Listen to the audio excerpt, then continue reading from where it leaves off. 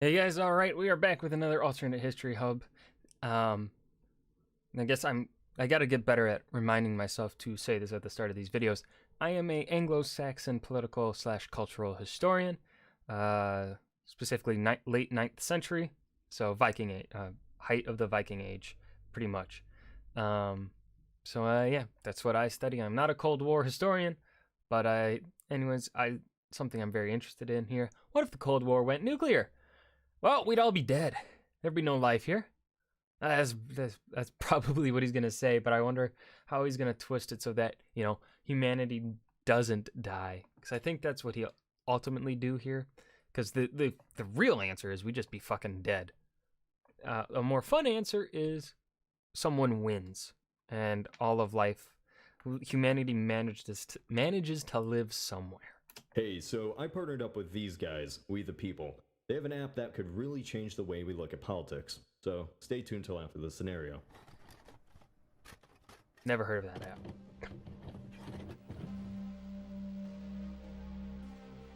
When looking back on the Cold War, those 4 decades of tension between the USA and USSR, it's really surprising we made it through it. Both sides hated each other, but were too powerful to fight, knowing it would lead to the end of everything. So, good job, humanity. We didn't become radioactive monkeys, but it's also scary how close we came by either political crisis and on accident. No, by accident doesn't mean someone trips and falls on the red button. Simple computer glitches or miscommunication almost led to the end of the world multiple times. But through just luck, we kept rolling 6s and didn't blow ourselves up. Yay. But what if in an alternate timeline, we did? Oh no! The Cold War is the Cold War because it never got hot. Wow, great observation. Well, technically, with a nuclear weapon, it will make things really, really hot for a brief time, but the aftermath is a nuclear winter, so then it's really, really cold. So technically, you could still say Cold War, or well, hot then Cold War. Eh?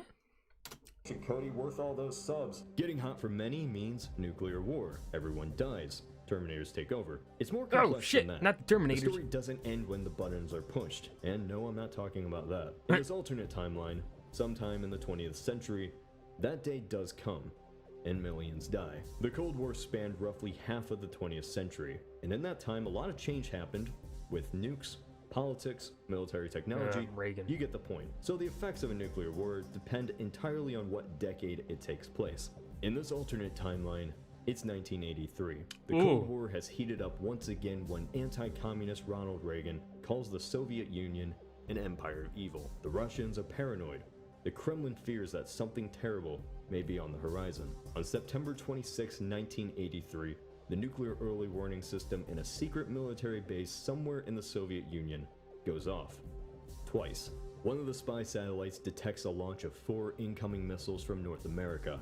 The day they all feared has come. Without much thought, the Soviet command retaliates back, pressing the nuclear button. Across Russia, the might of the Soviet nuclear arsenal is finally unleashed. Hundreds of missiles rise out of the silos and into the atmosphere, heading straight for the United States he's got going and on Western this Europe. video. At this time, the US nuclear safety radar is going off too. The Americans are stunned. How could it be? Countless missiles are now less than an hour from the United States. Reagan gets the call that the Soviets have launched hundreds of missiles towards America and her allies. He gives the go-ahead to retaliate, and the administration heads to the bunker. You see, the US never actually launched a missile in the first place. It was an error from a Soviet spy satellite that had misread refracting light from the clouds for nuclear bombs. But now, it was too late.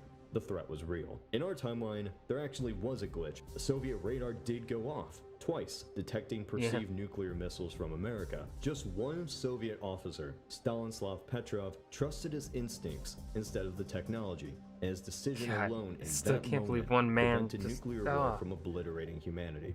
In this alternate timeline, Petrov simply isn't there.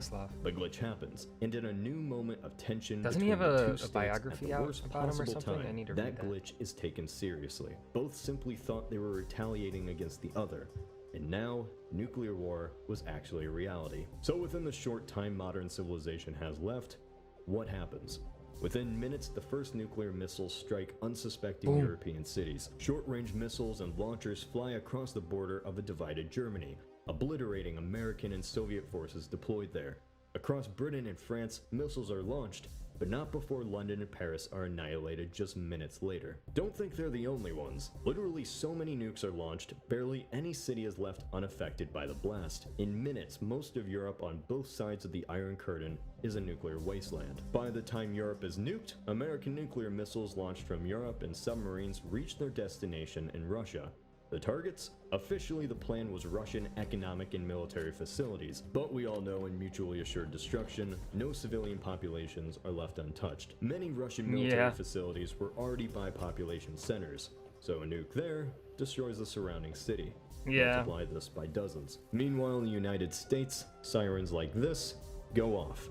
The population is absolutely confused, but it's too late. One by one, missiles rain down from the sky, and the entire eastern and western seaboard erupts into pure white blood. I think that nuclear siren is probably the scariest sound ever, just because it's been so ingrained into our minds to just, that sound is forever affiliated with a nuke.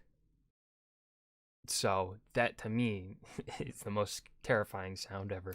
Blinding light. Maybe not that beeping noise, but the siren itself is more scary. Millions instantly are vaporized on the East Coast. 600 mile per hour winds obliterate skyscrapers. God damn, he's doing a great job with the sound in this video. Fuck. This war, World War III, whatever you call it, lasts only a day, if even a few hours. By the conclusion, the United States, Canada, all of Europe, Eastern Russia, populated sections of China, all of Japan, Korea, are all left obliterated in nuclear hellfire. Civilization isn't over though, at least not yet. In rural areas of Russia, Central Asia, and America, small pockets of people could have survived, most likely in Idaho or the Great Plains in America. If you lived in Siberia, congratulations, you're alive. But you're also in Siberia, so sorry. Europe is just dead. Everything south of the equator, though, is pretty much left untouched. They aren't ever nuked because there aren't any strategic areas to actually bomb. Take that as you may. As for those in the northern hemisphere, nuclear winter is about to begin. You could say nuclear winter is coming. My god, Jimmy, I hate you so much you have no idea. For those unfamiliar, nuclear winter is when ash and particles from firestorms created by the nuclear bomb float into the atmosphere much like volcanic ash and block out the sun.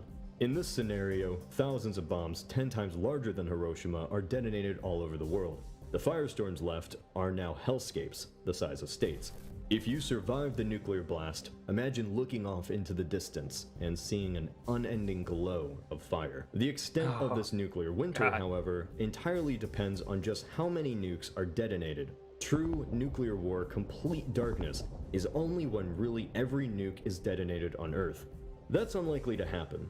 According to Robert Lamb, if a war occurred with around 12,000 to 18,000 nukes detonated, like in this alternate scenario, the southern hemisphere, though it faced harsh conditions, could end up fine. After the War of 1983, the world is forever split in two. The northern hemisphere for a while would be a nuclear hellscape of raging winters and polluted water. If the nuclear winter theory actually did happen, it would happen throughout the northern hemisphere.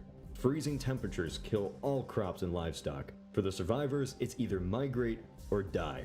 You aren't going to have these fallout band of raiders. You'll just have cold, sad barbarians. So, sorry about that. The northern hemisphere is now just a shadow in the history books. Go south of the equator, and the story changes. It's not peachy, climate becomes far harsher, seasons are either too hot because no ozone or too cold because of nuclear ash, but it's survivable. Areas already vulnerable to famine like sub-Saharan Africa or the Middle East simply can't survive this pressure. Across the developing world, conflicts spark just a few weeks after the nukes are dropped. Revolutions, civil wars, genocides. I feel like Australia and New Zealand would be the only by the USSR or the USA probably don't. And hear me out on that. The reason I say that is because of the way that they have developed as countries, especially by 1983. Assuming Australia and New Zealand do not get targeted by Russia for being allied and part of the British Commonwealth, and they get to just remain, New Zealand and Australia have the land. Well, not so much New Zealand, but Australia kind of has the land to feed a population. Not a big population for sure, but it has the capability to feed its people. Same with New Zealand a little bit, but that's just because New Zealand's so little populated and then has a bunch of like what, goats, sheep. I don't know what the fuck New Zealand has, but I do not think South America would be that okay. Maybe parts of Argentina and Chile, but much of South America is the rainforest. There isn't. I mean, of course, if they take on the Incan farming uh, techniques or whatever of, against the mountainside, how the Incans did it, yeah, they could have food, but I don't think they have. Argentina, though, probably definitely has the means, similar to, I'd say, probably Australia to feed a population. But outside of Australia, I don't. Outside of Australia, New Zealand, and Argentina, I do not think really there is a chance for a governmental society to succeed without going into chaos. I think Australia and New Zealand, just because of the way that they've been set up, I think they could succeed better. I don't know about Argentina at this time because I don't know. I think their government was a dictatorship, and I think there were probably tensions at this time in Argentina, so maybe, but I'm not sure. Correct me if I'm wrong on my, I guess, facts on Argentina in 1983. Survived to 1984. Very few countries actually survive. At least their borders don't. What we would think of as civilization is simply smaller cities, villages, maybe even united city-states. The repercussions of the Northern War are now too much to bear, and borders fall, especially artificial African borders. Yeah. Much of the history of the Northern Hemisphere is largely destroyed. Information in libraries before the internet now forever lost to future generations. As decades go by, the memory of these lands north of the equator would fade as humanity rebuilt a new legacy. It's likely 75 to 80% of humanity, 3 billion people, would die from the war itself, the I'd say up resulting to winter in 90 the to north, 95. and the famines throughout the world. We'd never recover. It'd be a demographic shift of unimaginable scale, but humanity would at least survive. This is simply one scenario, one that entirely depends on just the amount of nukes launched and who actually gets affected. We never truly know what would have happened if the Cold War got hot. And it's scary how easily this could have been our reality, but it's fun to theorize. Speaking. That was a good video. I think this might be one of my personal favorites from him, just because like I think he paced out the information just brilliantly. I think he listed out his thoughts really well. He provided like a source on like, oh, there are people saying, like, educated people that have done the research saying, oh, if only this amount of nukes would die, this is what had happened in this parts of the world. They would suffer, but they could still survive if they were smart, right? Which I think was really cool. But aside from that, yeah, I don't know what else to say. I mean, I said my thoughts on where I think society would still live, be able to survive a little bit, but I don't really know. I am not an environmentalist, so I don't know the environment too well in certain parts of the world. But aside from that, I hope you guys enjoyed. Remember to hit that like button and subscribe for more, and I will see you guys in the next video.